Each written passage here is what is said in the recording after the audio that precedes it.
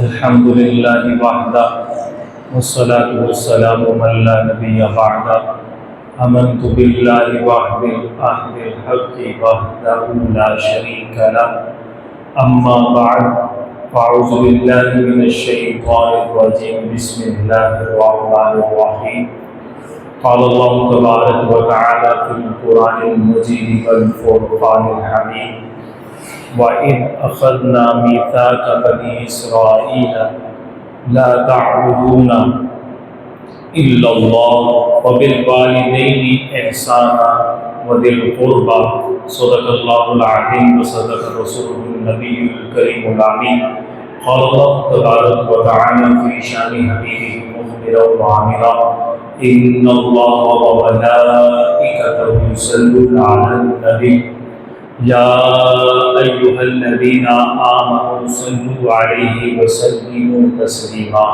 کوئی زبان خاموش نہ رہے، بآواز بلند درود پاک کے گجر نشاور کیجیے۔ الصلاۃ والسلام علیک یا سیدی یا رسول اللہ وعلی آلک واصحابک یا سیدی یا حبیب اللہ۔ الصلاۃ والسلام علیک یا سیدی یا نبی اللہ وعلى آلك وأصحابك يا سيدي يا نور الله۔ مولاي صل وسلم دائما أبدا على حبيبك خير خلق كلهم منزه عن شريك في محاسنه فجوهر الحسن فيه غير منقسم يا أكرم الخلق ما لمن أعوذ به سواك عند حلول الحادث الأمم مولاي سلم وسلم دائما أبدا على حبيبك خير خلق كلهم۔ حمد و ثنا مالک کائنات رب ذوالجلال جل جلالہ وعظم برہانہ وعظم شانہ کی اپنی محبتوں، عقیدتوں اور مسلطوں کا خراج بارگاہ رسالت مآب نور مجسم شکل معظم سرکار دو عالم امام الانبیاء حضرت محمد مصطفیٰ صلی اللہ تعالی علیہ وسلم کے دربار حضور میں ہدیہ درود و سلام پیش کرنے کے بعد محترم حاضرین اکرام اور سامعین حضرات، ہماری آج کی گفتگو کا موضوع ذوی القربیٰ سے کیا مراد ہے۔ قرآن پاک کی سورہ بقرہ کی آیت نمبر 83 خطبہ کے اندر تلاوت کرنے کا شرف حاصل کیا ہے۔ جیسا کہ آپ کو علم ہے، تقریباً پونے 2 سال سے ہم سورہ بقرہ کی ایک آیت کو جمعے کا موضوع بنا کر اسی کے مطابق گفتگو کرنے کی کوشش کرتے ہیں ایونٹ کے علاوہ۔ تو ہم نے سورہ بقرہ کے حوالے سے جو 83 آیت مبارکہ ہے، اس میں اللہ پاک نے بنی اسرائیل والوں کو وعدہ لیا تھا، ان سے ایک وعدہ کیا تھا اور 8 چیزوں کا ذکر فرمایا تھا کہ یہ تم نے سر انجام دینی ہے، یہ تم نے کرنی ہے۔ لیکن وہ بنی اسرائیل والے اپنے وعدے سے روگرداں ہو گئے، انہوں نے وعدہ توڑ دیا، اللہ تعالیٰ نے ان کو ذلت کا عذاب مسلط فرمایا۔ تو اس وعدے کے مطابق جو چیزیں رب کائنات نے بیان فرمائی تھی، اگر ہم عمل کریں تو اللہ رب العزت ہمیں عزت عطا فرمائے گا۔ ان میں سے 2 کا ذکر ہم نے سابقہ جمعہ سے قبل والے جمعہ کے اندر کر لیا تھا۔ اللہ تعالیٰ نے قرآن پاک کی آیت نمبر 83 کے اندر ارشاد فرمایا وَإِذْ أَخَذْنَا مِيثَاقَ بَنِي إِسْرَائِيلَ، اور ہم نے بنی اسرائیل والوں سے ایک پکا وعدہ لیا۔ میثاق کہتے ہیں پکا وعدہ، پکا ٹھکا وعدہ لیا۔ کس بات کا؟ پہلا وعدہ تھا لا تعبدون الا اللہ، کہ تم عبادت نہیں کرو گے صرف اللہ کی۔ رب نے سب سے پہلے ان سے جس وعدہ کا اقرار کروایا تھا وہ تھا کہ اللہ کے علاوہ کسی چیز کی عبادت نہیں کرنی، اور یہ ہمارے ایمان کا حصہ ہے۔ ہماری عبادتوں کا مرکز رب کائنات ہے، اس کے علاوہ ہم کسی کے بھی آگے سر بسجود ہو نہیں سکتے، یہ ہمارا عقیدہ ہے۔ دوسرا وَبِالْوَالِدَيْنِ إِحْسَانًا، اور والدین کے ساتھ حسن سلوک کرنا۔ یہ رب پاک نے وعدہ لیا تھا بنی اسرائیل والوں سے۔ اور تیسرا جو آج کا ہمارا موضوع ہے، اب والدین کے ساتھ حسن سلوک کرنا ہے، اس کے حوالے سے ہم نے پورا ٹاپک لیا اور پورا بیان کر دیا۔ آج ہمارا جو تیسرا موضوع ہے اور تیسری بات ہے وہ ہے وذل قربا، اور رشتہ داروں کے ساتھ صلہ رحمی کرنا، حسن سلوک کرنا۔ یہ بھی بڑا اہم ٹاپک ہے۔ ہمارا معاشرہ آج کل مصروفیت کی بنا پر اپنے رشتہ داروں سے دور ہوتا چلا جا رہا ہے، اپنے ریلیشن جن کے ساتھ رب نے قائم کیا تھا ان سے دوریاں اختیار کرتا چلا جا رہا ہے۔ اللہ رب العزت نے بنی اسرائیل والوں سے وعدہ لیا تھا، والدین کے بعد ان کا ذکر آیا ہے وذوی القربا۔ وذوی القربا سے کیا مراد ہے، اور یہی ہمارا آج کا موضوع ہے۔ قربا کہتے ہیں قرابت کو۔ مفتی احمد یار خان نعیمی رحمۃ اللہ علیہ نے اس آیا مبارکہ کے تحت لکھا، قربا کہتے ہیں قرابت داری، رشتہ داری، قریب رشتہ دار۔ اور مفتی احمد یار خان نعیمی رحمۃ اللہ علیہ نے یہاں پر بڑی پیاری بات لکھی کہ اللہ رب العزت نے وبالوالدین احسان کے بعد کہ والدین کے ساتھ حسن سلوک کرو، اور اس کے بعد وذوی القربا کا ذکر فرمایا، تو پتہ چلا کہ ان کا مرتبہ والدین سے کم ہے۔